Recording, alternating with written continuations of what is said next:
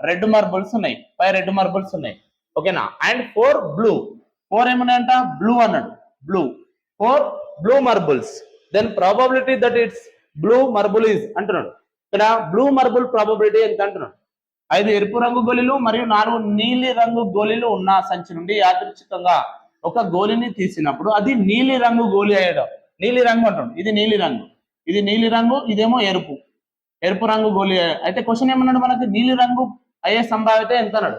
సంభావ్యత అంటే ఏంటి లేదు, అవన్నిటిని యాడ్ చేయాలి ఫస్ట్. మొత్తం 5 + 4 9, అంటే ఇప్పుడు ఎంత వచ్చింది, ఇది 9. అంటే టోటల్ కింద రాయాలి. ఎప్పుడైనా మొత్తం ఇచ్చిన వాల్యూని అన్నిటిని యాడ్ చేసుకోవాలి, అది టోటల్ కింద రాయాలి 9.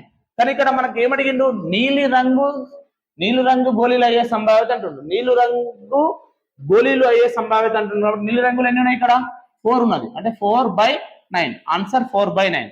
Answer is a 4/9. 4/9 is a correct answer. 4/9 is a correct answer.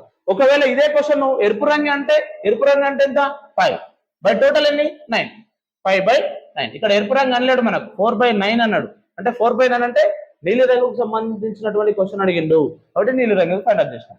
ఓకేనా? బ్లూ సమ్ టైమ్స్ రెడ్ అడిగినప్పుడు 5/9 అవుతుంది ఆన్సర్. ఓకేనా? సమ్ టైమ్స్ ఇక్కడ బ్లూ అన్నాడు, రెడ్ అన్నాడు, వాడు ఏమంటాడు వైట్ అంటాడు. ఎగ్జామ్ లో వైట్ అంటాడు. వైట్ అయినప్పుడు ఏమవుతుంది, వైట్ ఇలా లేనలేదు, అప్పుడు 0/9 అంటే 0 అవుతుంది. వైట్ అడిగినప్పుడు 0 అవుతుంది, గుర్తుపెట్టుకోండి. రేపు ఎగ్జామ్ లో 0 కూడా అడగవచ్చు. కాబట్టి ఇదంతా కాన్సెప్ట్ నేర్చుకోవాలి ఫస్ట్.